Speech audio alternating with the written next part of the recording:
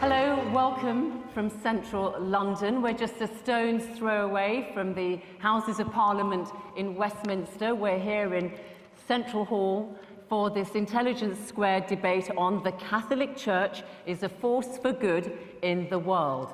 Well, that's a subject that's going to generate a lot of heat, I think, and some light too, I hope.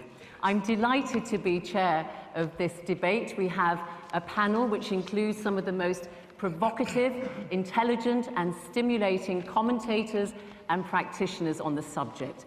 Arguing for the motion, the Archbishop of Abuja in Nigeria, John Onaiyekan, the British Conservative MP, Anne Widdecombe.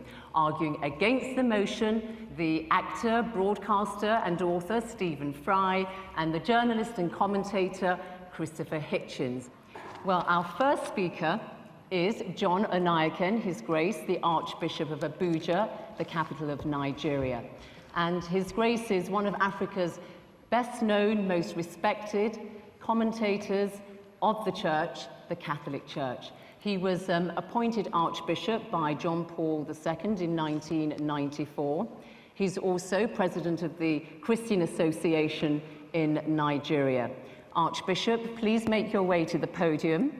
I'm going to give you this little sound to warn you that you have about 2 minutes left before your allotted time is over.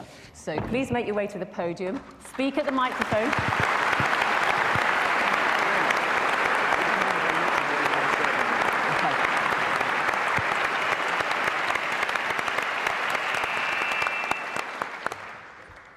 I thank Zainab very much for this wonderful introduction. I see her face so often in BBC. It's nice to see her live. Friends, I certainly must say I'm grateful to be here for this occasion, and I thank Nick Pisani, our friend, for bringing me here. Not only for bringing me to this occasion, but for giving me the opportunity to speak on this topic, because for me it's more than a matter of debate, because that's what my life is all about. If I didn't believe that the Catholic Church is a force for good, I would not devote my whole life to precisely working in that institution, hoping that I am involved in something that is good for the whole world. And I believe that this conviction is not without reason, and I hope that before my 12 minutes is over, I would have given enough reasons for it. You see, for me, to be a Catholic is a gift of God, but a gift that I received through my parents. And my parents, permit me to digress a bit, they were the first generation of Christians in my village. And my father really believed strongly. He went beyond the wonderful traditions of our traditional religion and embraced the Christian faith because he saw in it something better. Not because he didn't like our religion, but he saw something better. And he remained faithful to that to the very end until he died at 91. Now, I'm 65 years old, and I've made my own journey too along this line. And so far, with no regrets. On the contrary, I'm daily, every day, more convinced that the Catholic Church is a force for good in the world. Let me proceed by trying to unpack some of the major elements in this topic. Let me start with the word church, the Catholic Church. Obviously, it means many things to many people, but I think as an archbishop, I should be in a position to say what it does mean, especially to us Catholics.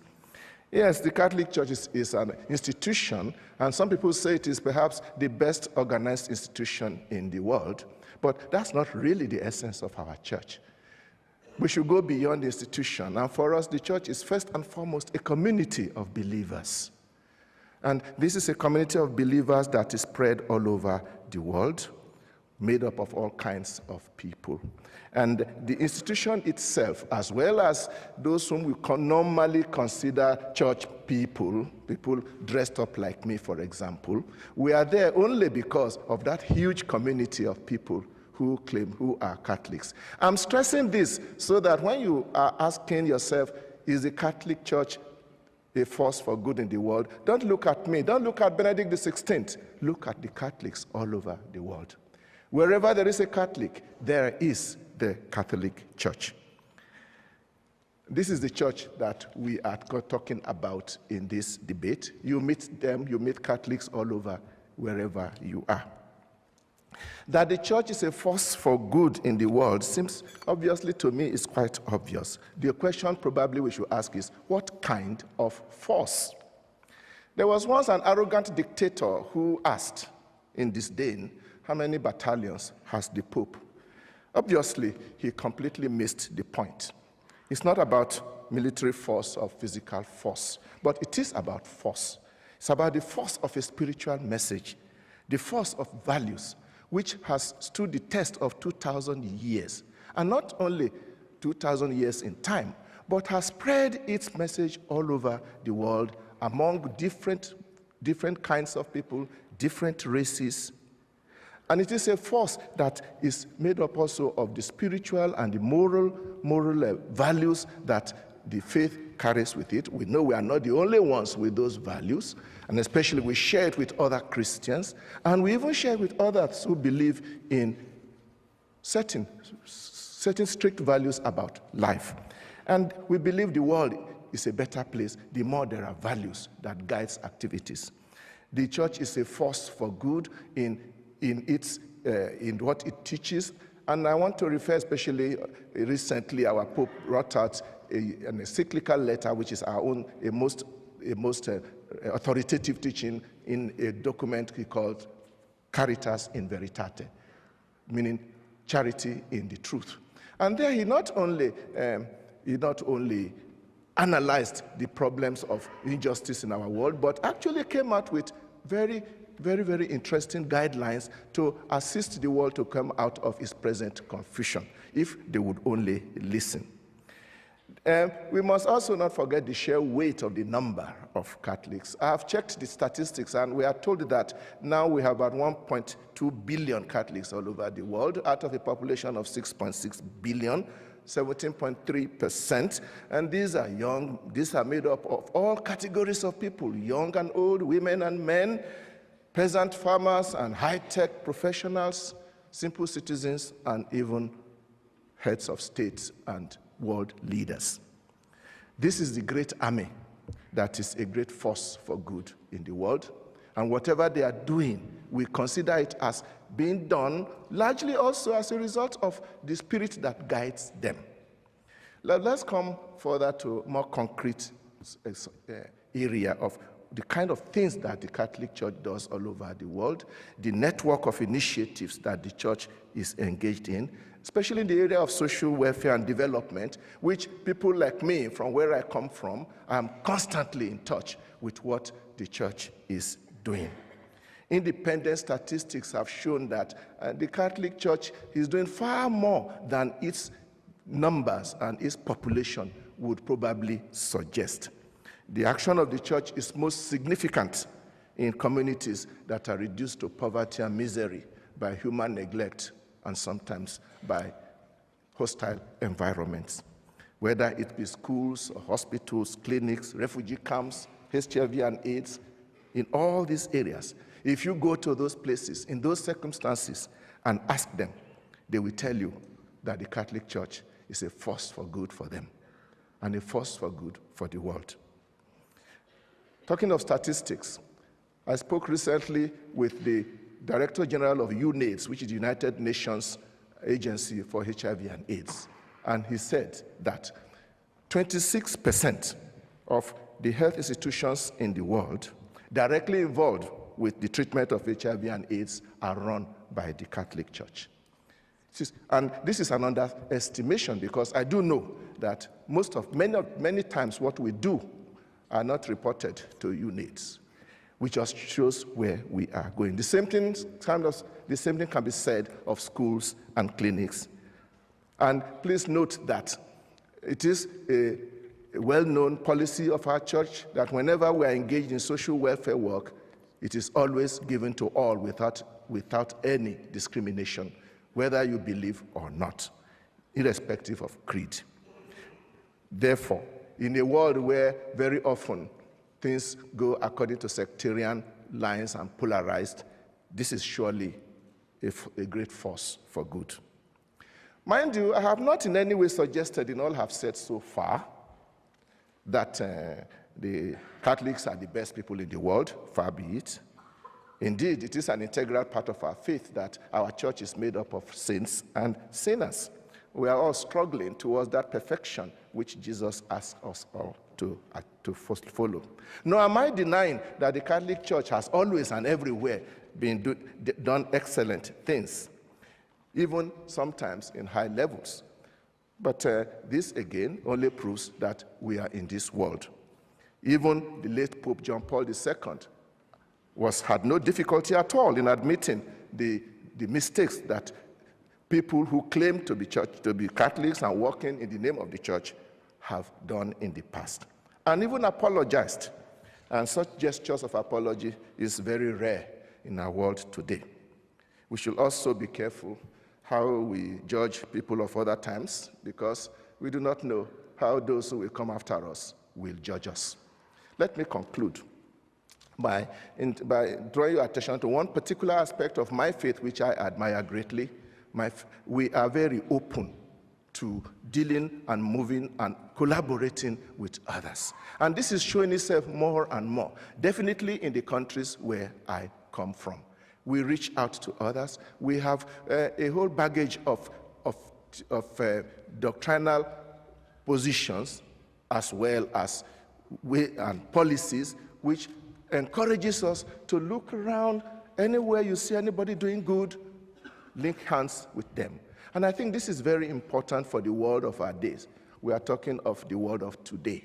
We need more and more efforts to link hands across all divides so that we can manage to make our planet a better place.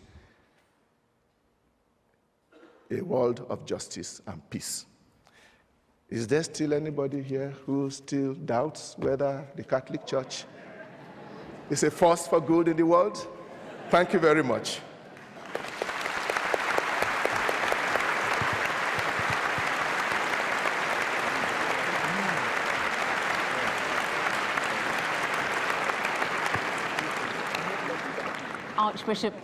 Archbishop, thank you. And you were admirable in your timing. I didn't have to do this at all to tell you that you were coming to the end of your time.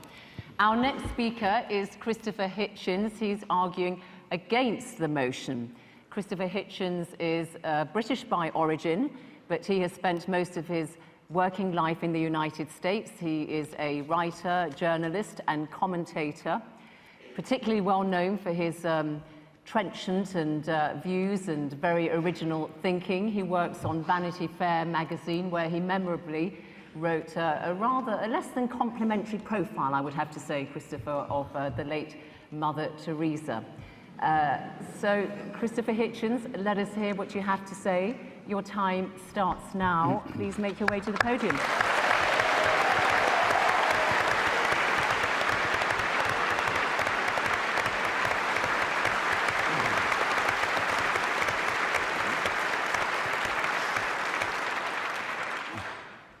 Well, Your Grace, ladies and gentlemen, brothers and sisters, and Zainab, who did something that I almost never have had experienced before, paid a compliment to my shirt before we came on tonight, which I was able to return by pointing to hers, which you're feasting your eyes on now, and saying, I once saw Norman St. John Stevas, now Lord Stevas of Fawley, wearing a shirt just like that on the television.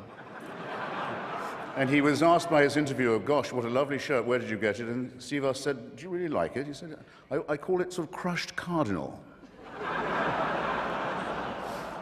I might add, in the spirit of fraternity, which I'm sure will inform this entire soiree, that the mere existence of Lord Stevas of Fawley is testimony to the breadth of the church. Now, I'm sorry, though, to have to begin by disagreeing with His Grace. If you're going to be a serious grown-up person and appear to defend the Catholic Church in public in front of an educated and literate audience, you simply have to start by making a great number of heartfelt apologies and requests for contrition and forgiveness. Now, you might ask, you're fully entitled to ask, brothers and sisters, who am I to say that? Well, in the Jubilee Millennium Year of 2000, the Vatican spokesman, Bishop Piero Marini, said, explaining a whole sermon of apology given by His Holiness the Pope, that was supposed to cover the entire history of the Church in its Jubilee year, that, I'll quote Bishop Marini directly, said, "Given the number of sins we've committed in the course of 20 centuries, reference to them must necessarily be rather summary." Well, I think Bishop Marini had that just about right. I'll have to be summary too, but I think he said just about the least of it. His Holiness on that occasion, it was March the 12th, 2000, if you wish to look it up, begged forgiveness for, among some other things, the Crusades, the Inquisition, the persecution of the Jewish people, injustice towards women, that's half the human race right there, and the forced conversion of indigenous peoples, especially in South America. And that followed a whole series of preceding apologies, or apologies, I would say, of a kind, made by the late Pope John Paul, who, it troubles me not at all to say, was a very impressive and serious human being. It followed no less than 94, count them, public recognitions on his part of appalling crime and error and cruelty and stupidity and offences to the free intelligence, ranging from, I shall be summary, like Bishop Marini, the African slave trade, apologized for in 1995, the admission that Galileo was right about the relationship between the sun and the earth and other orbs, which came in 1992, one might add. No, I won't say, it's too easy to say better late than never. Here, I said it.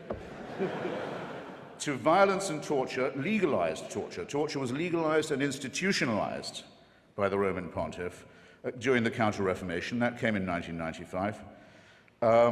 And for silence during Hitler's final solution, or Shoah, as well as, in 1999, coming in just under the Millennium Jubilee wire, an apology for the burning alive in the main square of Prague of the great Czech Protestant Jan Hus. Since that big fiesta of forgiveness that began in, or culminated, I might say, in 2000, fiesta of forgiveness, fiesta of asking for it, the papacy's also asked to be forgiven for the sack of Constantinople and the massacre of Byzantine Christianity in April 1204, as part of the Fourth Crusade, the anathema on all Eastern Orthodox Christians as unbelievers, heretics, and people dwelling outside the health of the Church was lifted only in 1964. I call your attention to that. He also expressed sorrow about the murder and forced conversion of Serbian Orthodox Christians in the Balkans during the Second World War. And it doesn't end there. There are smaller but significant, equally significant, avowals of a very bad conscience. These have included regret for the rape and the torture of orphans and other children in church-run schools in almost every country on earth, from Ireland to Australia. And I'm pleased to see that due reconsideration is now being given, and may in fact have been given, to the hellish, I choose the word carefully, doctrine of limbo, St. Augustine's cruel and stupid disposal problem, solution to a non-existent problem, that is to say, the destination of the souls of unbaptized children. Up until now, Catholic parents have been taught that's where their unbaptized children went, a form of torture that's sometimes worse than the physical.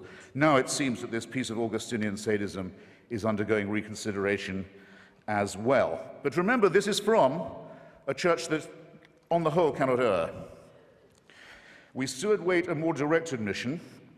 For example, I would give some suggestions of my own while we're at it. I would like them to take back the Concordat made with Adolf Hitler, the first treaty he ever signed, giving the Church a monopoly over education in Germany in exchange for the dissolution of the Catholic Centre Party to give the Nazi Party a clear run.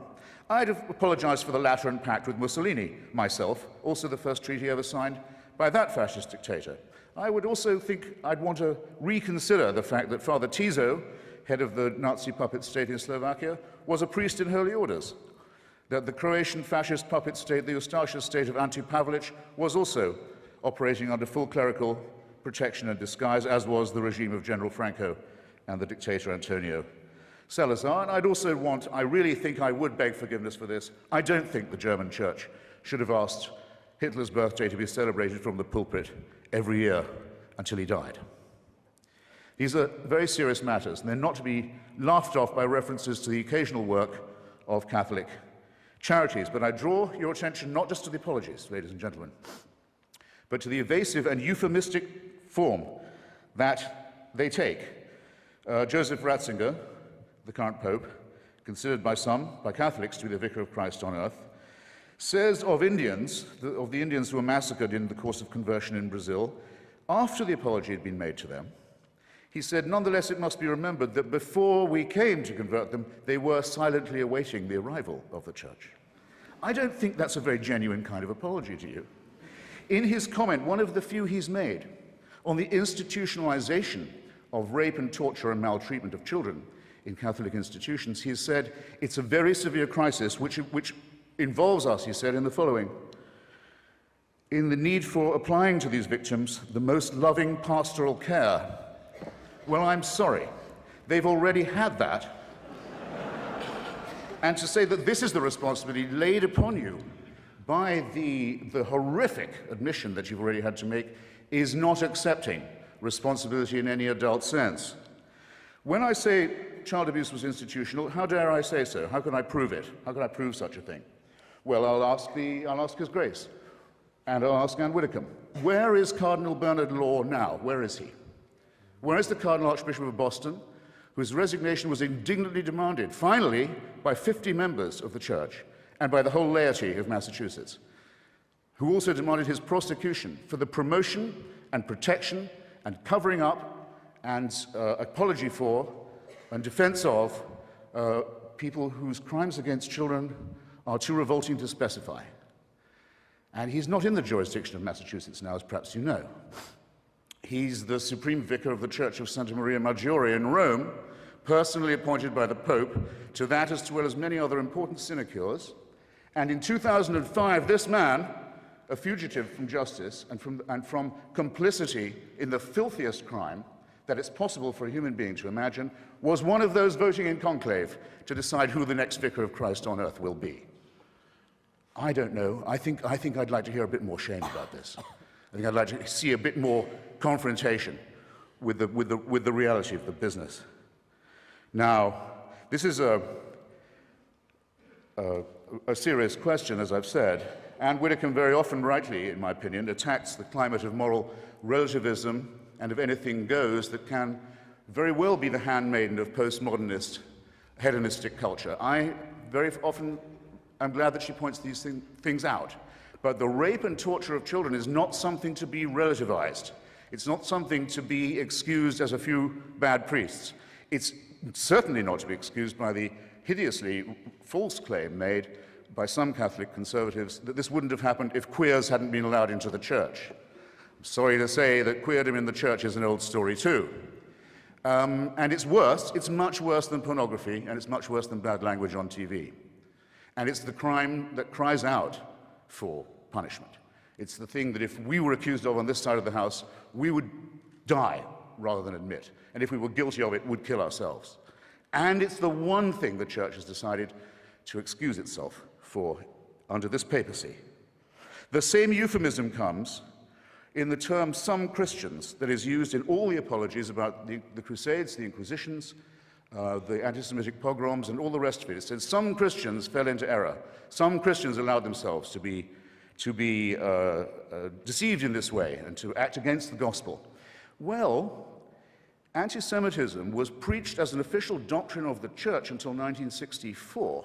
Do you think that might have something to do with public opinion in Austria and Bavaria and Poland and Lithuania? That the Jewish people were accused collectively as a people of deicide, of the crime of the murder of God in the figure of Jesus of Nazareth.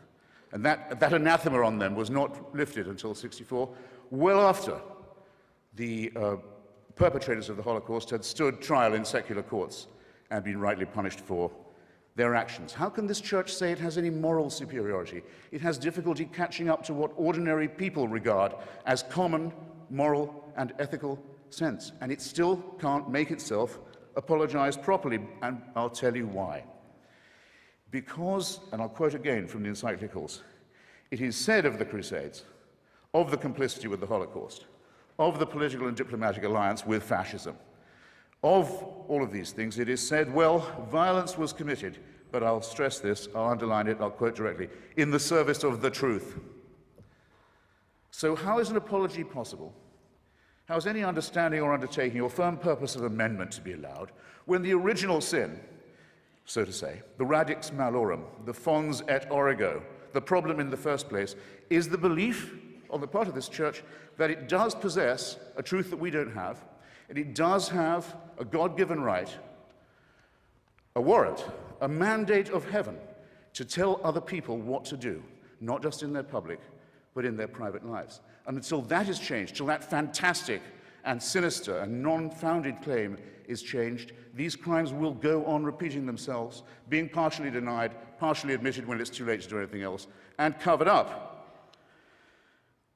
Behind all these crimes and miseries is the denial of what we on this side of the House affirm, which is that the only little candle of hope that our species does possess, our poor, bare, forked, primate, mammalian species, of whom you have two such splendid examples on this side of the House and not bad on the other tonight, is the unfettered intelligence, the method of free inquiry in philosophy and in science, and the refusal to admit that any one person can tell you not to do that.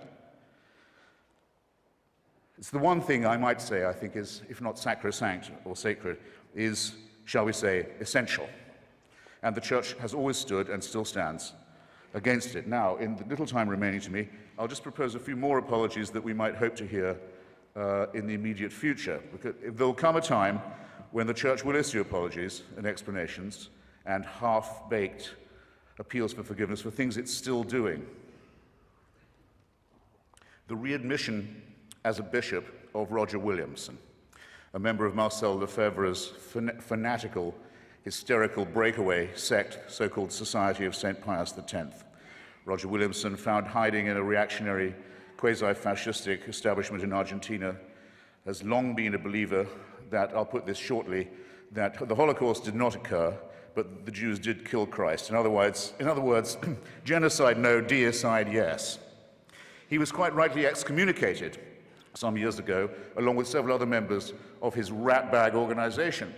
But Joseph Ratzinger's invited him back into the communion because to him, having this man, this liar, this fraud, this racist, in the church is more important because it's church unity than the things that he said and done and continues to stand for. Is this not a crying scandal?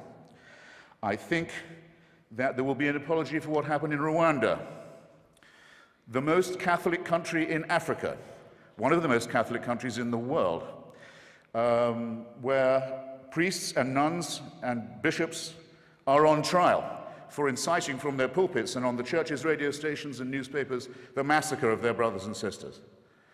And the papacy was silent on this appalling occasion, and everyone in Rwanda knows it. And there hasn't yet been a properly written apology for that disgrace. Staying in Africa, I think it will one day be admitted with shame that it might have been in error to say that AIDS is bad as a disease, very bad, but not quite as bad as condoms are bad, or not as immoral in the same way.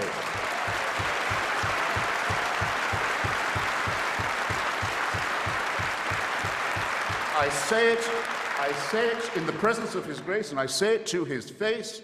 The preachings of His church are responsible for the death and suffering and misery of millions of his brother and sister Africans, and he should apologize for it. He should show some shame.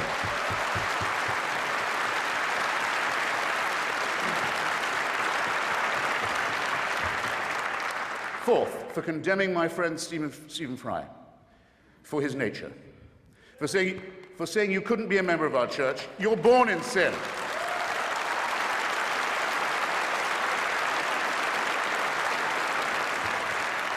There's a revolting piece of casuistry that's sometimes offered on this point. Yeah, we hate the sin only. We love the sinner. Stephen is, I'm sorry to say, not quite like other girls. It's his nature. Actually, he is like other girls in that he's, when I last checked, absolutely boy mad. He's not being condemned for what he does, he's being condemned for what he is. You're a child made in the image of God. Oh, no, you're not. You're a faggot. And you can't join your church and you can't go to heaven. This is disgraceful. It's inhuman. It's obscene. And it comes from a clutch of hysterical, sinister virgins who've already betrayed their charge in the children of their own church. For shame, for shame. And finally, under this Pope, as if it wasn't bad enough to try and restore the Latin Mass to gratify the mad fascistic followers of Archbishop Lefebvre, but to begin again to offer remission of sin, as Bishop Ratzinger, the Pope, I'll call him the Pope for heaven's sake, wants to do. If you come to a Catholic youth festival in Sydney, Australia, where I just was, you'll get a certain remission from purgatory or hell. It may be temporary. If you come a lot and you give a lot, you'll get possibly permanent remission from the eternal punishment that they don't know any more about than you and I do. This is the sale of indulgences blatantly, openly. It's the same temptation that was offered to those who set off on that fourth crusade that's just been apologized for, and killed all the Jews of Europe on their way, sacked Byzantine Christianity when they got to Constantinople, and then went on to massacre the Arabs and Muslims. They were offered paradise if they died committing these terrible crimes against humanity. But if you see what I mean, therefore, the stimulus to crime, the impetus to crime, the belief in certainty, the belief that a divine warrant entitles you to do whatever you like, is the sin that must be cancelled, that must be annealed, that must somehow be apologized for. Now, I don't wish any. That's perfect timing. I don't wish any ill on any fellow primate or mammal of mine, even if this primate or mammal claims to be a primate in possession of a secret that's denied to me. I can forgive even that, because I live in a country where their reign doesn't run, their writ doesn't apply, and they can't burn me and silence me and censor me any more than they can tell my wife that she can't use contraception, or any more than they can really tell Stephen that he's a beast. So I don't at all look forward to the death of Joseph Ratzinger. I don't. Or any other pope, not really, except for one tiny reason which I ought to confess and share with you. When he dies, there's quite a long interval till the conclave can meet. Maybe Cardinal Law will still be on it, to pick another pope. Sometimes it goes on for months till they get the white smoke. And for that whole time, that whole interval, it's a delicious, lucid interlude, there isn't anyone on earth who claims to be infallible. Isn't that nice? All I want to propose in closing is this, that if the human species is to rise to the full height that's demanded by its dignity and by its intelligence, we must all of us move to a state of affairs where that condition is permanent. And I think we should get on with it. Okay, thank you for having me.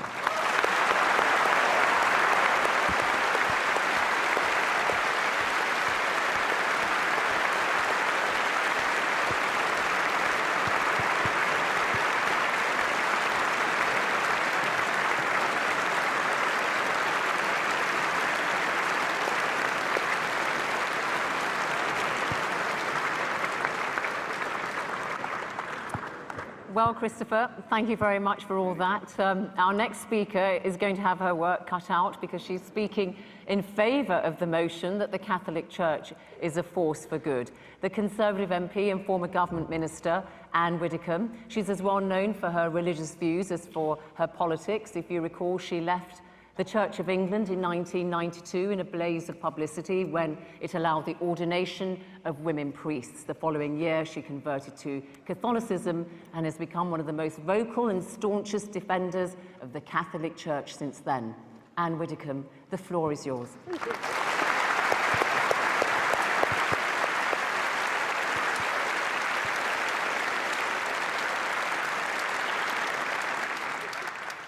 Thank you very much, Madam Chairman. If apologies are due tonight, they are due from Christopher Hitchens. who has just run through one of the longest series of misrepresentations of the Catholic Church that I have heard in a long time. It really is, I think, quite telling that in coping with a motion which says the Catholic Church is a force for good in the world, he has to go back to the Crusades in order to try and disprove it. Or, if that's slightly too far back, the sack of Constantinople. He can't actually look at the force that the Catholic Church is in the world today, but I do nevertheless want to join him on his ground, though not sharing any of his conclusions, and just look at some of the things which he has stated. He has said, and actually, you know, no pope pronouncing ex cathedra could ever sound more convinced of truth than when Christopher Hitchens utters something incredibly questionable. But he has said, with that certainty which characterizes his utterances, that the Catholic Church has had a history of anti-Semitism. Let us just look at the record of the Catholic Church. When the Jewish community was under the most serious threat that it has faced in recent centuries. And just look at the role that the Catholic Church played in the last World War. Mr. Hitchens ignores the thousands of Jews who were secreted and rescued in churches and monasteries throughout Europe, at tremendous risk to the priests and the monks and the nuns who were hiding them. He ignores the 3,000 Jews who, in the course of that conflict, took refuge in the Pope's own summer palace.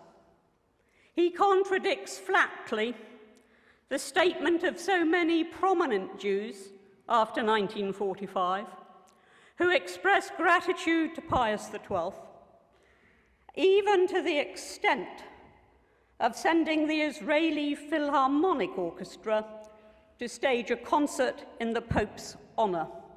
Not, I think, something that they would have done if they had thought he had been anti-Semitic, but rather they recognized that the Catholic Church throughout that period acted within the limitations of the time as a force for good. Martin Gilbert and Michael Burley, historians of very considerable repute, point to the large number of Catholics who found themselves in Dachau. And of course, we should remember that any Christian, not just Catholic, but any Christian joining the SS had first to renounce his faith. So I do not think that a charge of anti-Semitism can stand up. Yes, it is quite true that the New Testament says that the first century Sanhedrin made a very major contribution to the death of Christ. So also did the Romans. And indeed, it's Pontius Pilate that we remember in the Creed every Sunday, not the Sanhedrin. Yet I do not recall Mr. Hitchens suggesting that because of that, the modern Catholic Church is anti-Italian. I rather thought it was quite pro-Italian. He also suggests that the Pope welcomed back a Holocaust-denying bishop. Let us first remember that the bishop in question was originally expelled for disobedience. Upon being reinstated and upon reiterating his views, the Pope, a fact conveniently ignored by Mr. Hitchens, commanded him to repent, commanded him to deny what he had said. You would think from listening to Mr. Hitchens that the Catholic Church alone has been responsible for atrocities throughout history. If you are going to judge the Catholic Church at any given stage in history, then you have to judge it against the standards that were prevailing at the time. And condemning the Inquisition, which was a horrible thing, condemning the Inquisition in isolation from condemning just about the whole, in fact the whole, of European society, which at that time rejoiced in punishment and torture as a means of dealing with criminality and with treason and with wrongdoing. To try and divorce the Catholic Church from that and say that it was uniquely guilty under the Inquisition is simply trying to look back at centuries gone past and apply a standard that nobody applied at the time. And coming nearer to our day, of course, Christopher Hitchens is right, and who could possibly dispute with him, that the abuse of children, of innocent children, is one, in fact, it is the worst offence that anybody can commit. Of that, no doubt. But again, he seems to think that the Catholic Church should have had some unique insight, which demonstrably was lacking in society as a whole, and I'll give examples at the time. Let's remember that in the 1970s, not the Crusades, not the sack of Constantinople, but in the 1970s, the National Council for Civil Liberties in this country allowed the paedophile information exchange to affiliate to it. And the National Council for Civil Liberties had extremely respectable people at its head, including Harriet Harman and Patricia Hewitt. Would anybody seriously say that they condoned child abuse? They were acting in the ignorance of the time. Magistrates at that time, magistrates, some didn't even get before judges sometimes. Magistrates were awarding a few months in prison for that heinous crime. I myself, in the 1980s, trained as a Samaritan. One of the things we were taught was how to handle it when we got callers about child abuse. We were not taught then, because they didn't know, that actually there was no way that somebody who abused would simply stop. And it was only in the mid-1990s, and don't I know it because I was in the Home Office at the time, that we actually introduced in this country a register of sex offenders. Do not expect the Catholic Church somehow, when that was the state of knowledge at the time, to have acted in a unique and completely different way. In retrospect, yes, of course. In retrospect, yup. In retrospect, it should have done. So should the magistrates. So should the Samaritans. So should the National Council of Civil Liberties.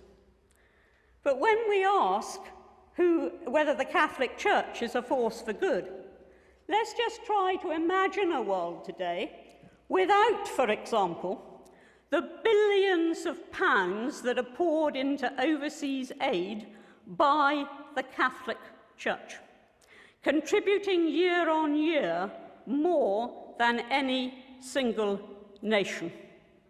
Imagine the developing world had been left without the input of the medicine and the education that was brought to it by the missions.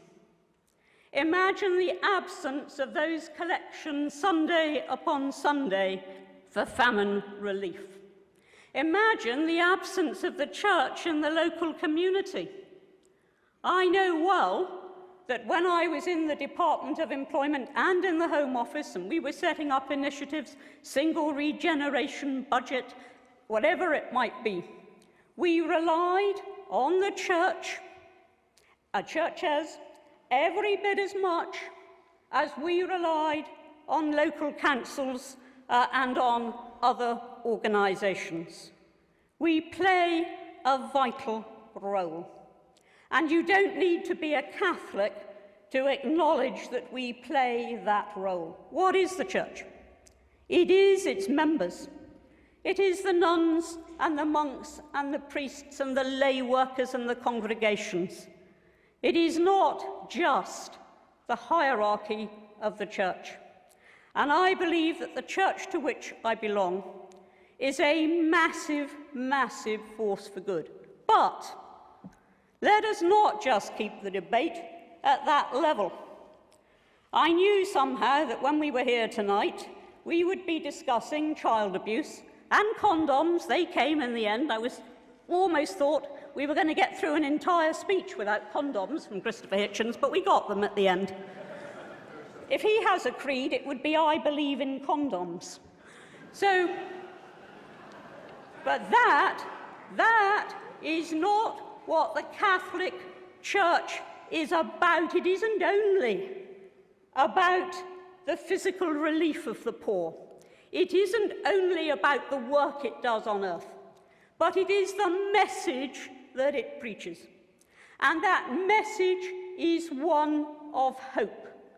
That message is one of salvation. And it is all very well for some people in their intellectual arrogance to say, we can do without that. But actually, billions of people across the world live by that message of hope and of salvation.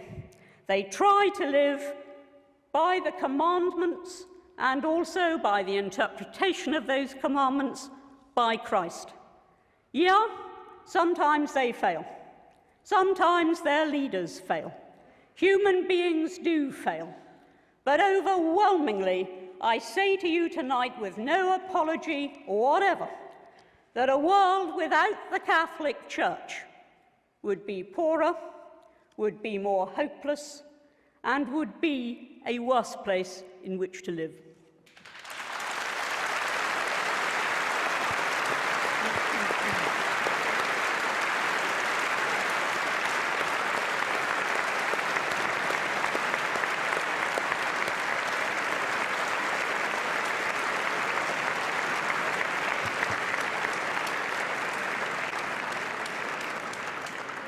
Well, thank you very much indeed, Anne Widdicombe. And our final speaker is against the motion that the Catholic Church is a force for good in the world. He's the actor, broadcaster and author, Stephen Fry, a bit of an all-rounder really. Stephen can turn his hand to many things, very popular with his legions of fans. Stephen, let's hear your views, see how well you do in the popularity stakes with people in the Vatican.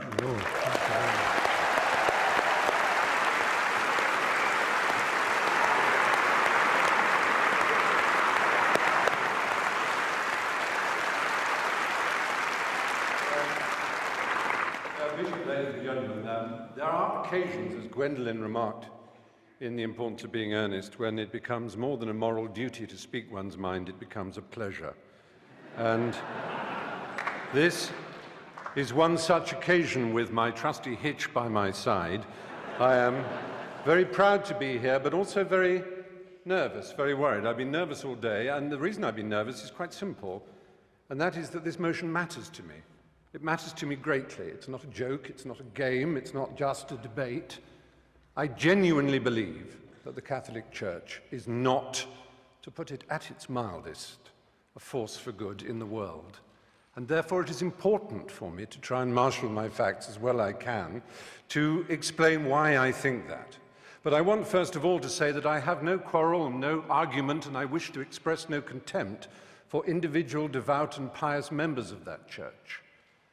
They are welcome to their sacraments, they're welcome to their reliquaries and to their Blessed Virgin Mary. They're welcome to their faith, to the importance they place in it, to the comfort and the joy that they receive from it. All of that is absolutely fine by me. It would be impertinent and wrong of me to express any antagonism towards any individual who wishes to find salvation in whatever form they wish to express it. That, to me, is sacrosanct as much as any article of faith is sacrosanct to anyone of any church or any faith in the world. It's very important. It's also very important to me, as it happens, that I have my own beliefs. They are a belief in the Enlightenment, they are a belief in the eternal adventure of trying to discover moral truth in the world. Discover. It's a terribly important word to which we might return. It's a fight, it's an empirical fight. It's one that was begun in the middle of the last millennium. It's given the name the Enlightenment. And there is nothing, sadly, that the Catholic Church and its hierarchs likes to do more than to attack the Enlightenment. It did so at the time. Reference was made to Galileo and the fact that he was tortured for trying to explain the Copernican theory of the universe. That's history. History, as Miss Widdicombe has reminded us, is irrelevant. It's not important. All that matters now is that billions of pounds go out of this extraordinary institution to relieve the poor around the world and make the world a better place. History is of no importance whatsoever. Well, I beg to differ. History whinnies and quivers and vibrates in all of us, in this hall, in this square mile. Let's think about this square mile. I'll come back to it in a moment. But first, Christopher made mention of limbo. It seems so tedious and so silly, one of those little casuistic games that Thomists and others play. Aquinas and Augustine of Hippo both proposed this extraordinary idea that babies who were unbaptized would not know heaven. They also proposed the idea of purgatory, which doesn't exist in the Bible. There's absolutely no evidence for it. However, what an extraordinary, brilliant coup to imagine such a thing as purgatory, that a soul needs to be prayed for in order to go to heaven, in order to turn left when he enters the aeroplane of heaven and get a first-class seat. That he needs to be prayed for, and for many hundreds, indeed over 1,000 years, you'll be amazed what generous terms those prayers came at. Sometimes as little or as 2/3 of a year's salary could ensure that a dead loved one would go to heaven. And money could ensure that your baby, your dead child, your dead uncle, your dead mother could go to heaven. And if you were rich enough, you could have a chantry built, and monks would permanently sing prayers so that that existence in heaven for the child would go up and up and up until they were at the table of the Lord themselves. Now, all this is in the past and is irrelevant. I cede to Anne Widdicombe how irrelevant it is, except in one thing. This church is founded on the principle of intercession. Only through the apostolic succession, only through the laying on of hands from this Galilean carpenter, whom we can all admire, only from the laying on of hands to his apostles, to St. Peter, to the other bishops, all the way down to everyone consecrated in this room. Anyone ordained here will know they have this extraordinary power to change the molecules of wine into blood, literally, to change the molecules of paste bread into flesh, literally, and to forgive the sins of the peasants and the poor whom they routinely exploit around the planet. Only this church has this extraordinary principle that it is through these male priests, and only male priests, that this is given. It is a doctrinal fact. It is more than a doctrinal fact, it is a dogma. Extra ecclesiam nulla salus. Outside the church, there is no salvation. That is a dogma of the church that has been used to excuse all the missionary zeal, all the rape and torture of the Aztecs and the Incas, all the horrors of South America and Africa and the Philippines and the rest of the world, to which other churches and other cultures have also their guilt to admit. It's not unique to the Catholic Church, and I never said it was, and the motion doesn't say it was, or at least the opposition of the motion does not arrogate to the Catholic Church uniquely this sin. However, the particular nature of the exploitation of the poor, the vulnerable, and the young. If I were to talk to a priest now, believe me, that priest would be the most worldly, charming, self-deprecating, snobbish in a Ronald Knox, Alfred Gilby sort of way. He would be lovely. He would smoke. Gosh, how daring. He would be a sort of ha-ha-ha priest, and the superstition and the nonsense that we read about of the church It's absolute. Don't pay any attention, Stephen. Just join Farm Street or the Brompton Oratory and have a marvelous time as a Catholic, and everything is lovely and splendid. But be poor and ignorant, and my goodness me, every single detail of damnation and original sin and of any possibility of your complaining or asking to think for yourself. I said, let's think of this square mile. Just imagine in this square mile how many people were burned for reading the Bible in English. And one of the principal burners and torturers of those who tried to read the Bible in English here in London was Thomas More. You may know if you've read the novel Wolf Hall, which won the Man Booker Prize just the other day. Now, that's a long time ago. It's not relevant, except that it was only last century that Thomas More was made a saint, and it was only in the year 2000 that the last pope, the Pole, he made Thomas More the patron saint of politicians. This is a man who put people on the rack for daring to own a Bible in English. He tortured them for owning a Bible in their own language. The idea that the Catholic Church exists to disseminate the word of the Lord is nonsense. It is the only owner of the truth for the billions that it likes to boast about, because those billions are uneducated and poor, as again it likes to boast about. But they are the ones it can tell and bully and domineer. And then we come to children. Well, it's all very well to say the world didn't know better. The world had no knowledge of how dangerous a crime child abuse was. I want to read you some of the words of Ratzinger, the current pope. Staggers me to admit that he is the head of state of a country. Incidentally, Anne Widdecombe said, "We didn't have the power of a nation state." Yes, you do. You are a nation state. Yes, I wrote it down. You mentioned that. You are a nation state. And it is no accident that the UN Cairo Population Conference, when they were trying to do something about the world's population spinning out of control, Vatican City, as a nation state represented at that conference, made a joint statement with the Islamic countries of the world, notably the most extreme Islamic countries of the world, led by Saudi Arabia, and it began on behalf of the revealed religions of the world, ... And what it did was essentially hobble and veto any possibility of women's sexual freedom in the world, because as we know, the Islamic religion and the Catholic Church have never been anything other than implacably opposed to women's choice in their own bodies and their destinies. However,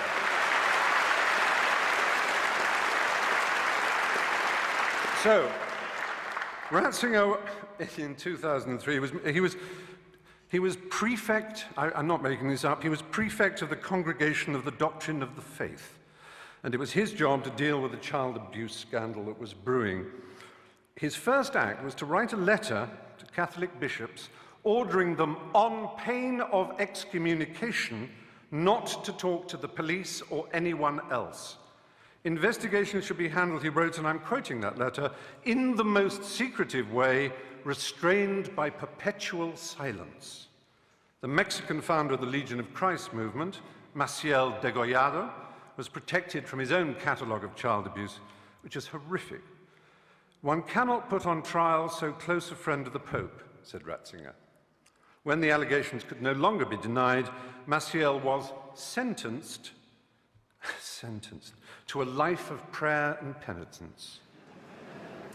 And Ratzinger described the whole affair, and that of Bernard Law of Boston, to which my colleague also referred, as causing suffering for the Church and for me personally. He also said the answer would be to stop homosexuals from being allowed into the Church. Now, it's perhaps unfair of me as a gay man to moan that this enormous institution, which is the largest and most powerful church on earth, has over 1 billion, as they like to tell us, members, each one of whom is under strict instructions to believe the dogmas of the Church, but may wrestle with them personally, of course. It's a little hard for me to know that I am disordered, or again, to quote Ratzinger, that I am guilty of a moral evil simply by fulfilling my sexual destiny as I see it. It's hard for me to be told that I'm evil, because I think of myself as someone who is filled with love, whose only purpose in life was to achieve love, and who feels love for so much of nature and the world and for everything else, and who, like anybody decent and of an education, realizes that in order to achieve and receive love, it's a struggle. It's not one that needs a pope to tell you how to do it.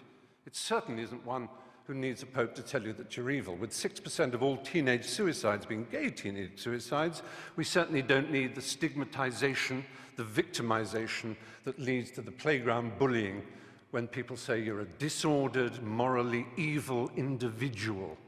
That's not nice. It isn't nice.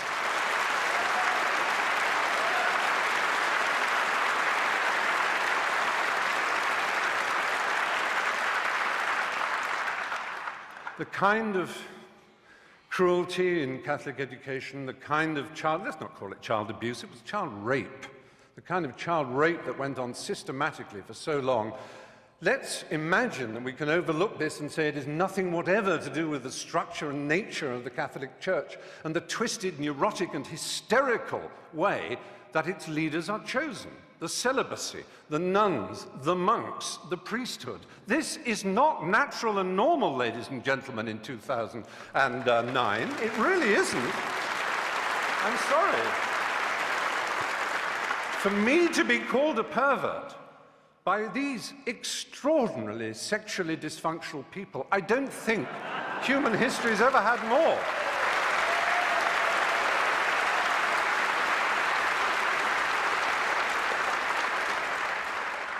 I have to say, this is not a problem that necessarily is permanent. I like to believe that in 10 years' time I could come back and argue the opposite.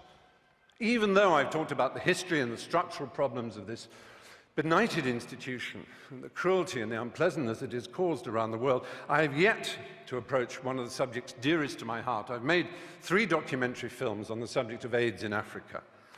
My particular love is the country of Uganda. It's one of the countries I love most in the world. Been there many times. I've interviewed Yoweri Museveni and his wife Janet before, unfortunately, she suddenly saw God.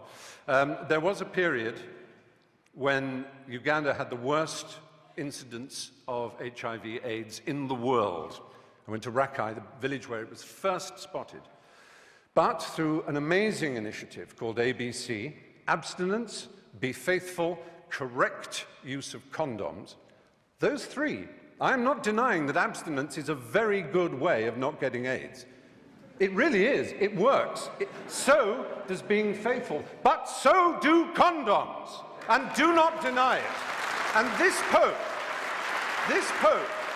not satisfied with saying condoms are against our religion, please consider first, abstinence, second, being faithful to your partner. He spreads the lie that condoms actually increase the incidence of AIDS. He actually makes sure that aid is conditional on saying no to condoms. I have been to, there's a hospital in Bwindi in the west of Uganda where I do quite a lot of work. It is unbelievable, the pain and suffering you see. Now, yes, it is true, abstinence will stop it. It's the strange thing about this church. It is obsessed with sex. Absolutely obsessed. Now, they will say, we with our permissive society and our rude jokes are obsessed. No, we have a healthy attitude. We like it, it's fun, it's jolly, because it's a primary impulse. It can be dangerous and dark and difficult. It's a bit like food in that respect, only even more exciting. The only people who are obsessed with food are anorexics and the morbidly obese. And that, in erotic terms, is the Catholic Church in a nutshell.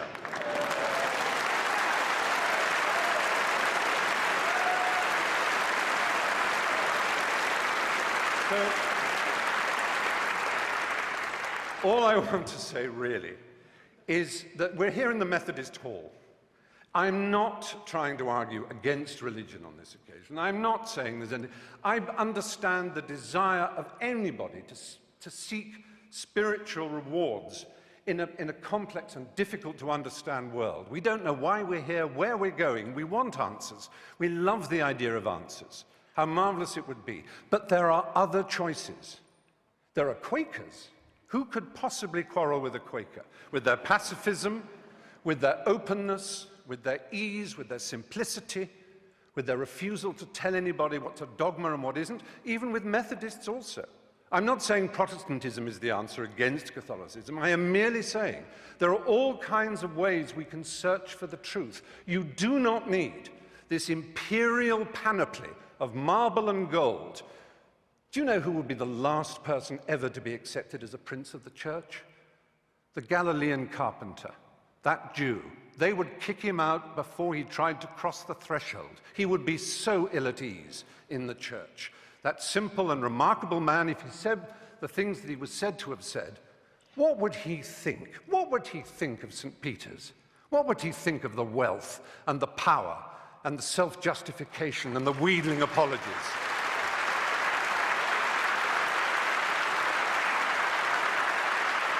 What would he think of a man who calls himself the Father, a celibate who dared to lecture people on what family values are? What would he think of any of that? He would be horrified. But there is a solution. There is an answer. There is redemption available for all of us and any one of us. And for the Catholic Church, funnily enough, I think it's a novel by Morris West.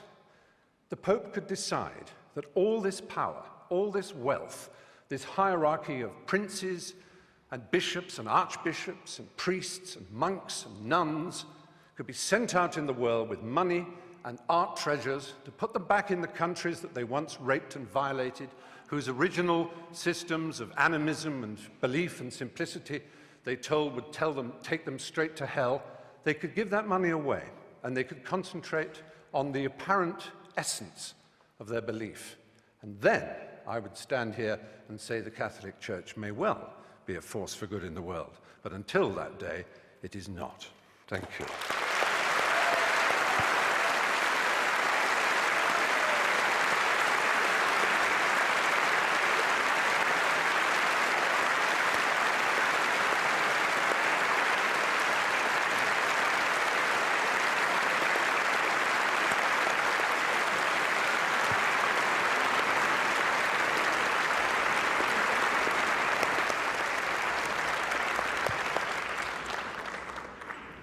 Well, Stephen Fry, thank you very much. So you've heard all our four speakers. It's going to be your turn, the audience, next. And I'll give you a couple of minutes to think about what you want to ask our panelists, any questions or comments you may wish to make. Because I'm going to give you now the result of that vote that you all gave when you were coming in here to Central Hall. And there are about 2,100 people in the auditorium today, well over that actually. And this is how you all voted. Now, probably no surprise, because you can kind of tell from the applause that we've been getting from our speakers, just perhaps where you all stand. But this is how you actually voted. The Catholic Church, the motion is the Catholic Church is a force for good in the world. In favour of the motion were 678. 678 agree with that. Against the motion that the Catholic Church is a force for good was 1,102. Big difference. However, 346 of you were undecided. Now, I've been taxing my arithmetical abilities here, and I see that it's a difference of 424. 346 were undecided. So, Archbishop and Anne Widdecombe, you're going to have to not win over the undecided, but actually convert some from the other side. So you need to get 425 over to win the motion, because at the moment you're quite a few hundred behind. Let's see if we can sway any opinions here amongst all of you by listening to some points that you wish to raise with the panel. And then we're going to ask you to vote again, and I'm going to ask our speakers to make their closing statements. Hi there. This is a question for Christopher Hitchens. Many people today feel that we're really living in some kind of moral crisis, and you can see that all around us. Now, if one thing that the Catholic Church does do for good, in my opinion, is give us the Ten Commandments, a very basic, obvious way of giving us some kind of moral guidance. Would you not agree with that?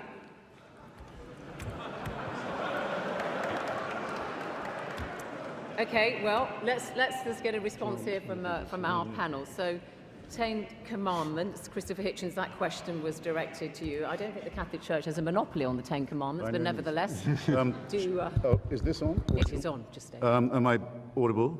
Yeah. The lady in front began by asking me, do I reserve this condemnation only for the Holy Roman Church and not for other Catholics, for example, like Byzantine Catholics and Protestants and so on? I think they're all the same equivalent glimpses of the identical untruth. And I might use my answer to just say something about Anne Widdecombe. I knew we wouldn't get through without talk about money being given away on supposedly humanitarian projects in the Third World. You never don't get that. You never get the admission that it's done to proselytize for religion either, which my friends at Médecins Sans Frontières, Doctors Without Borders, for example, or Amnesty International don't do. They don't proselytize. They do it for the sake of their fellow creatures.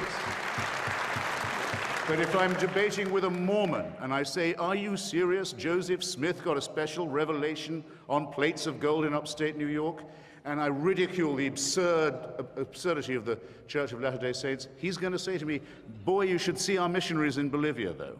It's always the same. Are you going to grant this to Hamas? The whole claim of Hamas and Islamic Jihad in Gaza is they provide social services. Is this claim valid for them too? What nonsense. No. The proper study of mankind is man, and the proper application of humanitarianism is humanistic, in my judgment. Now, of the commandments, the first, I can't list them exactly in order, I have them in my head. The first 2 or 3 are entirely about fearing the author of the orders.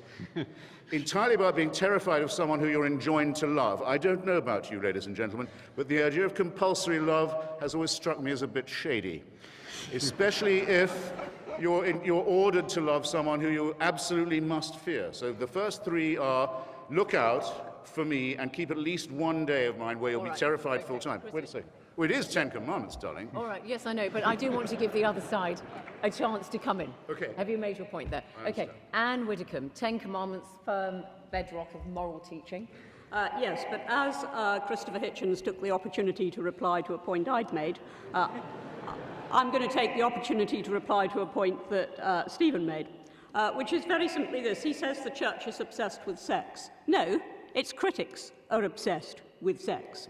There's no sex in the creed, there's no sex in the Lord's Prayer, there's no sex in the liturgy, but when the critics start on the Catholic Church, all they can talk about is sex, but of sex more later. If we can come to the 10 Commandments, I would have thought it quite obvious that the 10 Commandments set out a blueprint for a moral and successful society. Let us just look at some of them. Honour thy father and thy mother. Think of today's disrespect. Thou shalt not steal, thou shalt not kill, thou shalt not commit adultery, and thou shalt not covet. Tell that to the bankers with their bonuses. I actually think that if you look at the moral precepts of the 10 Commandments, they're as relevant now as they were then. Hi. This is a very simple question for Anne Widdecombe. You might think it may be a naive question. If so, I'd be very happy to be educated. Why is it wrong for a woman to become a priest, but perfectly acceptable for a woman such as yourself to become an MP? Okay, thanks. We'll come to that in a moment. I think we're going to go just here next. Yeah. Hello. It's a query for Anne and the Archbishop.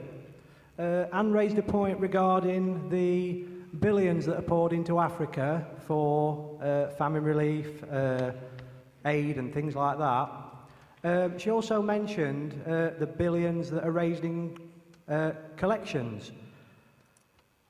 What is the point there? Are you trying to say that the billions that are poured into Africa are raised by collections? Because we don't seem to see any dissolution of the wealth that is sat in the Vatican and in the palaces of the Vatican. And coupled with that, I respect your faith, I respect the message you give, but why, to pass that message on, do you need the finery that you wear? Do you need the palace of the Vatican? Okay. Point made. I think we're going to go here. Yeah. Hello. My name is Matthew Hamden, and I've got a brief question for the Archbishop. Sorry, can you hear me? No. Now we can. Start again. Oh, thank goodness. Archbishop, of which current Roman Catholic policy are you most ashamed? Current Catholic policy are you most ashamed of? I'll repeat it. Okay, let's stick with the Archbishop on that. So, Archbishop, which current Catholic policy, this question is, are you most ashamed of? I don't know whether you are serious in that question or you just want to provoke, because if all our Catholic policies are not just dreamt overnight by the Pope or anybody. If it is a Catholic policy, it is reasonable, it is based on our traditions and scriptures, and there's none about which I'm ashamed, if that is the answer to your question.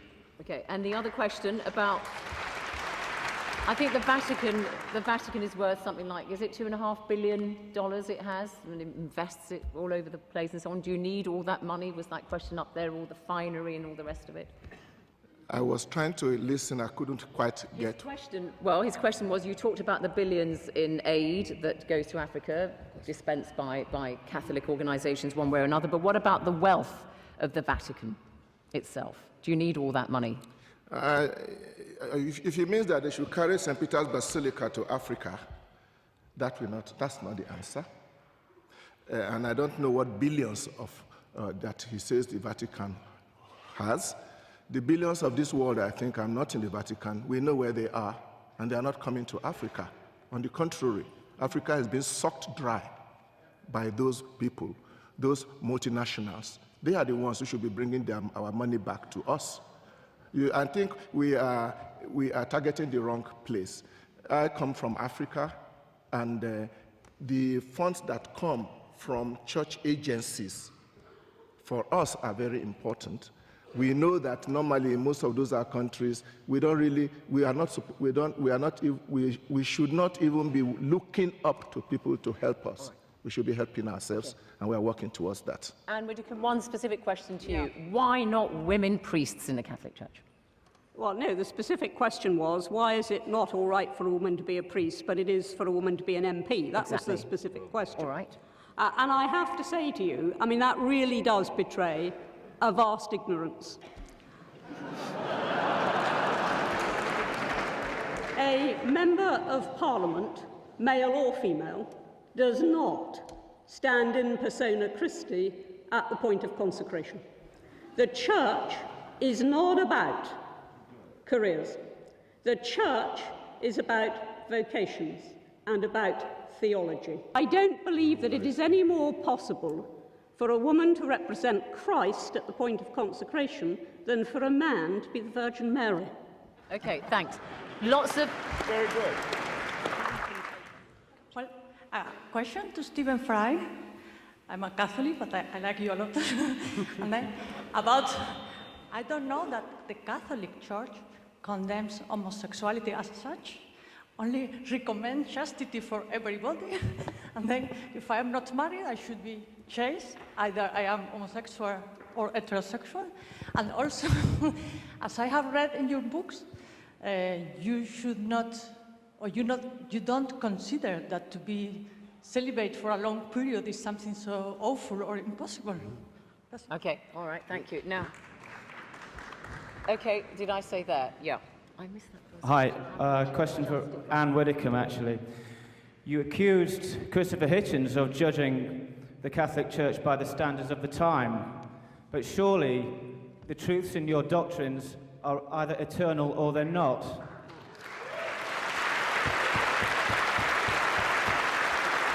Okay, fine. Stephen Fry.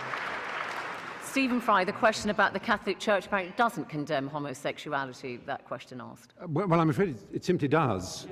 It does condemn it, yes. It calls it, the official word is disorder, but it was refined by the current pontiff, Ratzinger, who called it a moral evil. But on the other hand, we must remember, as the point that was made, is that the Church is very loose on moral evils, because although they try to accuse people like me who believe in the empiricism and the Enlightenment of somehow what they call moral relativism, as if it's some appalling sin, where what it actually means is thought, they, for example, thought that slavery was perfectly fine. Absolutely okay, and then they didn't. They thought until the year 2000 that a baby went to limbo, causing unbelievable distress to parents whose child died. Okay. Unbelievable distress. And then, with a wave of the hand and a stamp of a seal, it was no longer true. Something that had been eternally, or at least true for 2,000 years, suddenly wasn't. Because the truth is complicated. It's hard. And what is the point of the Catholic Church if it says, oh, well, we couldn't know better because nobody else did? Then what are you for? Okay.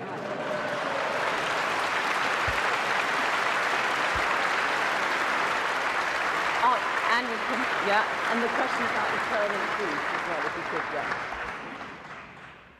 I think it is high time. I didn't want to get into too much theology tonight, but I think it's high time that this interpretation of limbo by Stephen Fry was questioned. Now, I actually went to a Catholic school. I absorbed Catholic doctrine. I was certainly taught about limbo, and I don't actually recognise Stephen's description of it. Because it wasn't for all eternity. What limbo was simply, and I do appreciate that to most people this won't matter, but it just needs answering. What limbo was straightforwardly a place where they waited for the second coming. That is all. It's a long wait. Long wait, yeah, long wait. And Archbishop, can you just clarify for us on this thing about homosexuality? The Catholic Church condemns the act but not the individual. Did Jesus Christ himself actually say anything about homosexuality? I don't think he did. That is a wrong question in this regard.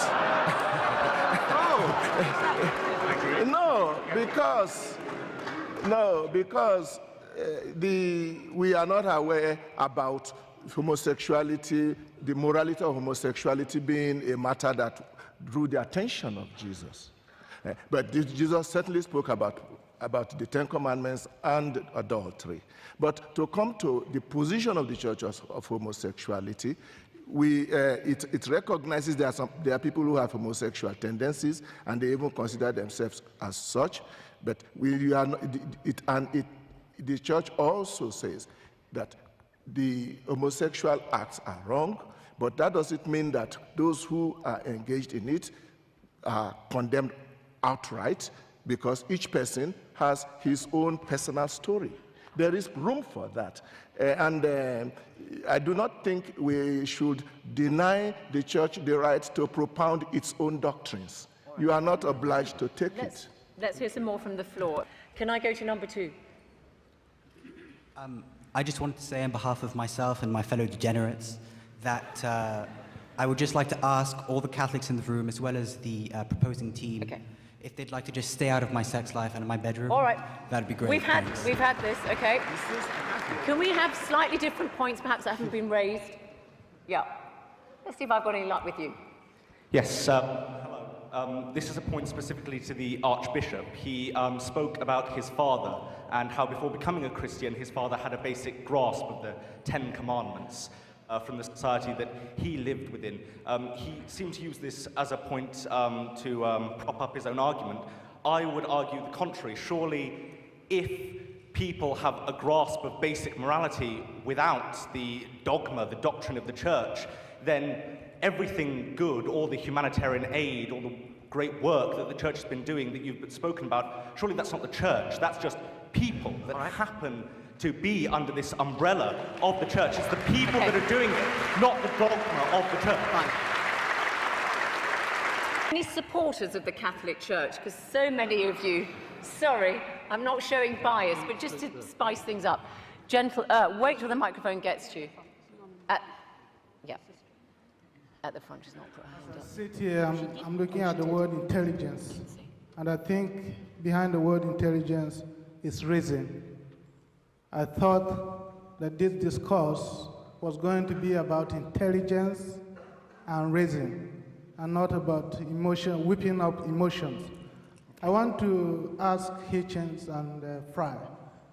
You try to put the blame of the Jewish Holocaust and the slave trade squarely on the shoulders of the church. Are you sure of that position? Okay. Just pass the microphone to the sister next to you, please, because I think you had your hand raised, and then we'll come to the panel. I am a Reverend sister and a nun. I just want to say that our life is based on the life of Jesus Christ, not on emotion or based on the way the world is going. So I thank all the people who are listening, and I think the message we are getting here will lead us to live a good life. That's why myself, sitting here listening to the talk, I think it is good that we focus our attention on the life lived by our Lord Jesus Christ. Thanks very much. And what our Archbishop trying to Thank you, sister. teach us. Thank you. Let me just take a couple more, actually, because so many hands in the air. Can we come? Yeah, just take your pick at the front there. Can you keep your points very brief? Because really, you're taking liberties. Too much, too long. Anne Widdecombe said there was no sex in the Lord's Prayer. In the world I inhabit, you don't become a father without sex being involved. All right, we'll take that as a point, as a comment. Very, very quickly, like 15 seconds, everybody. Yeah. Where is the microphone? Just take it there. You don't have to stand in the middle. Just a question for the Archbishop. I'd like to know how you calculate the figure of how many Catholics there are in the world. I was baptised a Catholic. I'm now atheist. I presume it's done by baptism records, and I'm calculated as a Catholic. Okay. And why can I not now disassociate myself from the church? All right. I'm sorry, everybody. Can't really take any more questions. Can't take any more questions from the floor, really. But panel, what I propose is this. You've heard the points that are raised. Some of them were comments, some of them were questions, like the one specifically to you, Christopher Hitchens, about the Holocaust. You're going to have a few minutes to make your closing statements. Please incorporate these questions that you heard in your closing statements, because audience, I want you to vote again. You've heard the presentations, you've heard some of the responses and some of the points that have been raised by the audience here. So while you're all doing that, it's going to take a little bit of time. We're going to hear the closing statements incorporating some of the points that you, the audience, raised, and we're going to do it in reverse order this time. And it's going to be Stephen Fry first. Let me just remind you about some of the points, or did you make notes about them? I've made notes, yeah. You've made notes. Excellent chap, Stephen. You're doing the work. So Stephen Fry, final statements, please. Oh, stay sitting, Stephen. Sorry. Observant chap, aren't I? Yes. Well, it's been a really interesting debate, and I've loved some of the questions from the floor. I suppose I'm slightly disappointed that Anne Widdecombe in particular should say, oh, I knew they'd bring up condoms and child rape and homosexuality. It's a bit like a burglar in court, so you would bring up that burglary and that manslaughter. You never mention the fact I'd give my father a birthday present, you know? It's, yes, are you getting the message? There is a reason we hammer home these issues, because they matter. They matter to people's hearts and souls. I make no apology to the lady who said this is supposed to be intelligence squared. Why are you being so emotional? We're talking about religion and souls here. I make no apology for being emotional about that subject. I make no apology for apparently not understanding the theology of Thomas Aquinas and Augustine of Hippo, or the Council of Trent, or various other extraordinary conventions that ruled on limbo. Don't tell me there's some magisterial and mystical reason behind limbo that I'm too stupid to understand. That's not good enough. It really isn't. Catholics. As a rather more contemporary theologian, Bultmann said, the problem with mysticism is it begins in mist and ends in schism. And it's terribly disappointing to hear that those who want to stand up for a church that is based on a founder who was put to death by capital punishment, who, for all we know from what he said, seemed to be very, very understanding, imaginative, pure, simple, remarkably intelligent in a Socratic kind of way. And he is represented by, really, I'm afraid, pretty low-rent intelligences and pretty low-rent imaginations. They are not connected at the moment, it seems to me, with the aspirations and desires of the human race. There's such an opportunity, owning 1 billion souls at baptism, that can never be unowned, to answer that lady's question, until she's excommunicated. So yes, you are counted. It's such an opportunity to do something remarkable to make this planet better.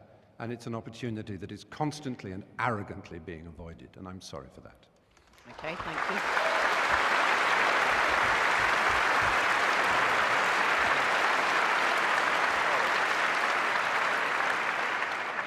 Final statement from Conservative MP Anne Widdecombe for the motion that the Catholic Church is a force for good in the world.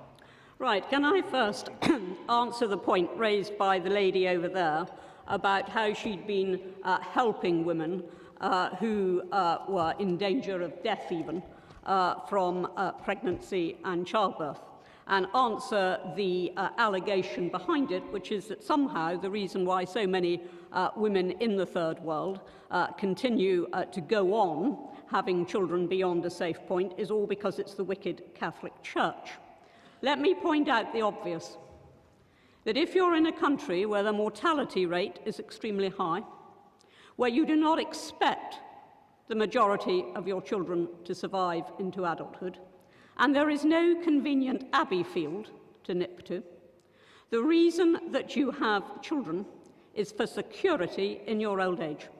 And in case anybody thinks I'm making that up, may I point out that I did actually go out with an aid project to Zambia, and I asked woman after woman about why they had such large families when they couldn't feed them, and the answer was always the same. Somebody has got to look after me when I am old. Don't let's forget that.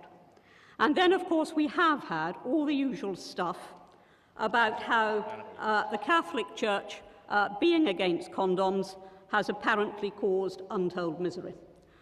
I'm not going to cite the Catholic Church now. I'm going to cite people who wouldn't want to be associated with the Catholic Church. Dr. Edward Green, Liberal, agnostic, Harvard Center for Population and Development Studies, writes, 20 years into the pandemic, there is no evidence that more condoms leads to less AIDS. We're simply not seeing what we expected.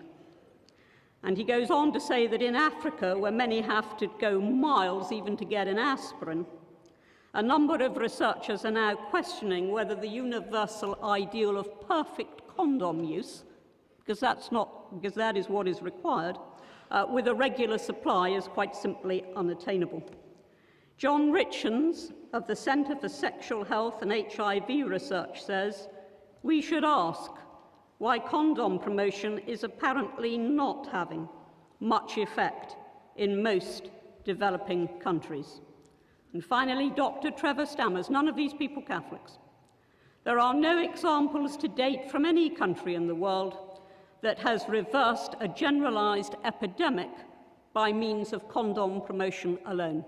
Now, if we are true to wanting to help people, if we are really true to it, then we should face up to that perhaps rather inconvenient fact that what was expected hasn't actually happened. I could go on, I could quote UNAIDS, I could quote the Wellcome Trust, research after research now suggesting that condoms actually are not the answer that they were once thought to be.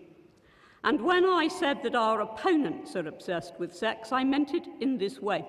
The only nastiness tonight, and there's been virtually none, the only nastiness tonight came when Stephen Fry accused the Archbishop of being sexually dysfunctional, because he said that celibate priests and monks had no right to tell him what to do because they were, and I quote his words, sexually dysfunctional.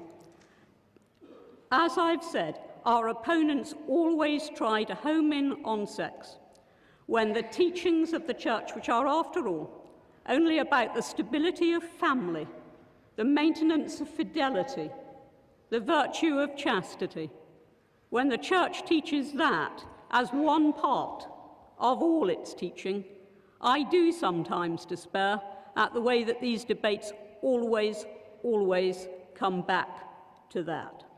So I'm very pleased to have been here tonight, despite the fact that I think the incoming poll was slightly discouraging. I'm very pleased to have been here with the Archbishop and with the two gentlemen opposite, and thank you for the opportunity. Okay.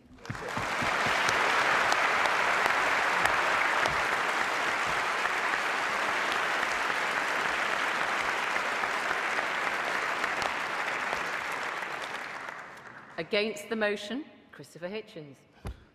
Those who ask confessions from other people should be willing to make one oneself. I am obsessed with sex.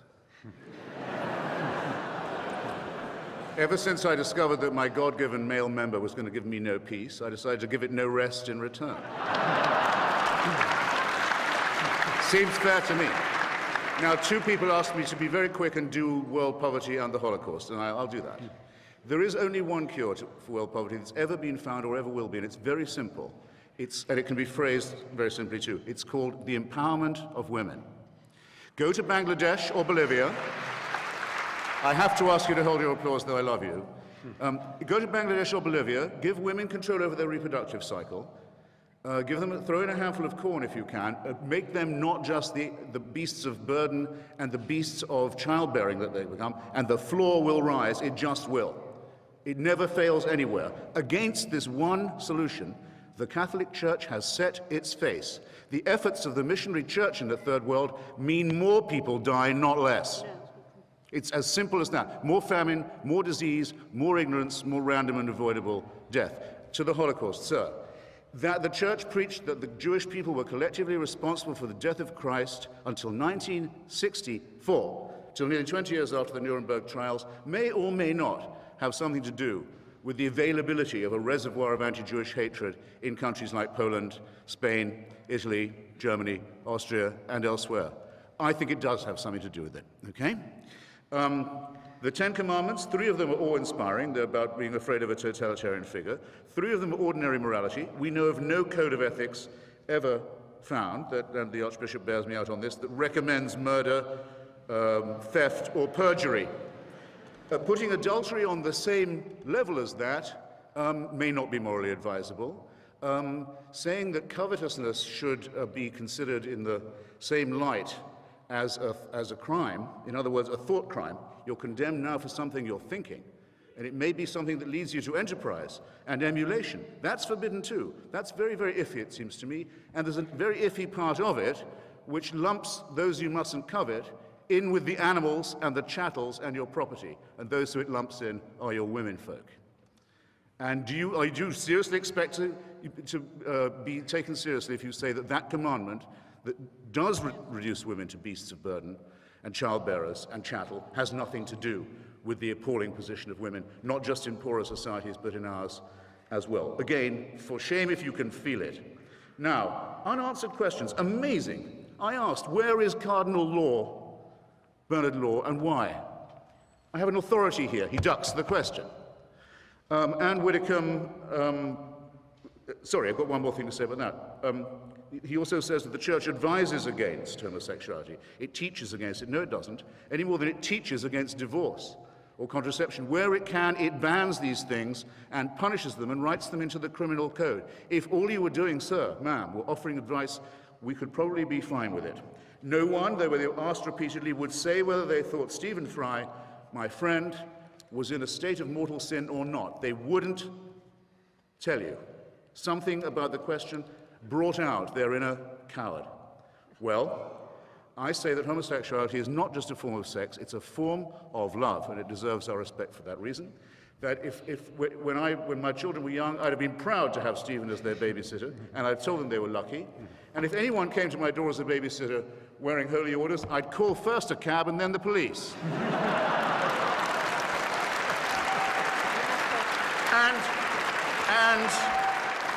And it's your fault, sir and ma'am, it's your fault that that's true and that everybody knows it's true. How you can live with it, I don't know. Now, relativism, I thought we were agreed. But Anne Widdecombe says slavery has to be considered in context. What's more relative than that? There were people at the time, Thomas Paine, Benjamin Franklin, there were innumerable humanists and secularists who said slavery is evil. The church wouldn't agree. Now, which is it then? Is it that the church is wrong, or, even more suggestive, that God has not yet revealed that it's wrong to them? Or did God support it all those years and then change his mind? From a beginning point of absurdity, you arrive at a terminal point of absolute moral chaos. And I think you've at least done us the favor of making that plain this evening. God, in short, God did not make man in his own image. It is precisely to the contrary.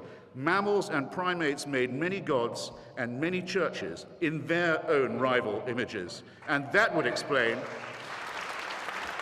if these churches and faiths were invented by primates who are only half a chromosome away from a chimpanzee, which happens to be the case, it would explain a lot, would it not? I can't offer you absolution. Not in my power to do it. Stephen can't offer you absolution. First of all, we believe, we more or less know, there's no such thing. But if you confess your sins specifically, if you name them and don't just make them general, if you do so truly repenting of them, without any purpose of evasion, and if you make a firm purpose of amendment, you might be able still, while there's time, to live with your consciences. I wish you all the luck in the world in pursuing that course of action. Thank you. Thank you.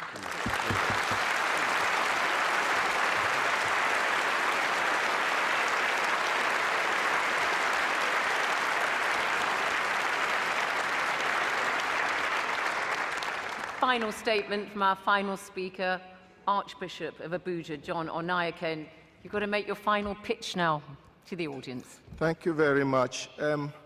I just want to draw the attention of the audience back to the topic. Yeah.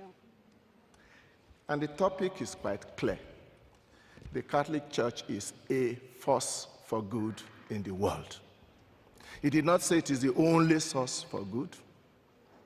He did not say it has always been a source for good. It's not in the past tense, it's in the present tense, is a source for good. The way I learned logic, this is the way I would proceed. Which is why when we are being brought back to all the evils in the past, I kept asking myself, are my friends digging into all those because they really have no proper argument to say against the motion? Because from all they have said, I still have not seen how they have in any way shown that the Catholic Church is not a force for good in the world. There are other people, of course, who are forces for good in the world. We are just one of them. I can say all kinds of things about other people, but I think it is fair enough that when it comes to what does the church say about condoms, what does it say about homosexuality, what does we say about women priests, we need to take the trouble to find out exactly what it is saying, not what the newspapers are saying that we are saying. Unfortunately, this is not a forum to give you a proper exposition of the Catholic faith. And in fact, I seriously resisted the temptation to preach to you. It seems that all the preaching today came from the other side. And but anyway, be that as it may, I must mention two issues that was raised. We have been told that the whole genocide in Rwanda is a fault of the Catholic Church because the Rwandans are practically all Muslims. If there's going to be a genocide, it has to be done by somebody. They happen to be Muslims. In any case, that a bishop was accused. Yes, a bishop was accused, but the bishop was discharged and acquitted because he was falsely accused. When he was accused, all the world media were there because this was great news. A bishop accused of genocide. The day he was discharged and acquitted, they were not interested. Nobody was interested to hear that Bishop Augustine Misago has been discharged and acquitted because he was accused on false, trumped-up charges. As for condoms, Mrs. Weatherman already has shown that there are scientific positions that support the position of the church. All I want to add here is this. If indeed the burden of HIV and AIDS is in Africa, know that it is my nephews, my nieces who are most affected. And let nobody out there think that they care more about the life of my own nieces and nephews than I care.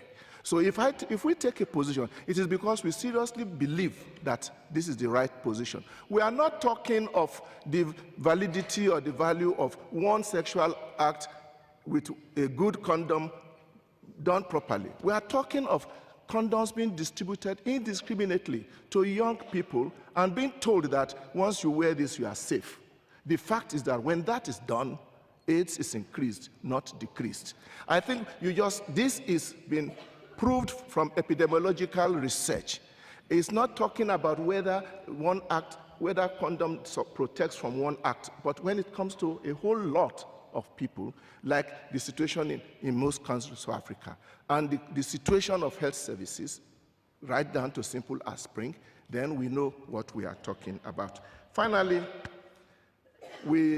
this event has been very useful. I'm very happy to have been here. We never said that the Catholic Church is perfect. Some questions were proposed to the Archbishop. I'll think about it. We continue to do our best to be as close as we can to Jesus Christ and what he wants us to be, and to constantly be a force for good in the world. Right. And I thank you. Archbishop, thank you.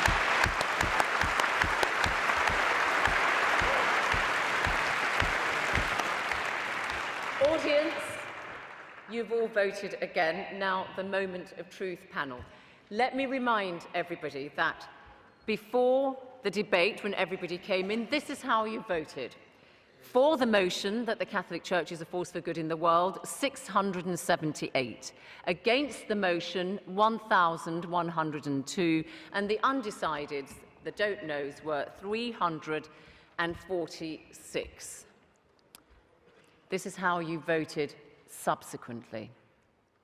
For the motion that the Catholic Church is a force for good, from 678, it's gone to 268. I'm sorry. Against the motion, it's now 1,876.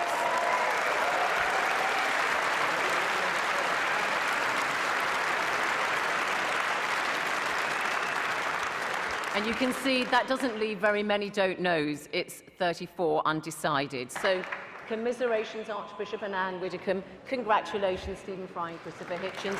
Thank you all. If you want to know more about Intelligence Squared debates, then please do go to the website www.intelligencesquareddebates. From me, Zainab Badawi, goodbye.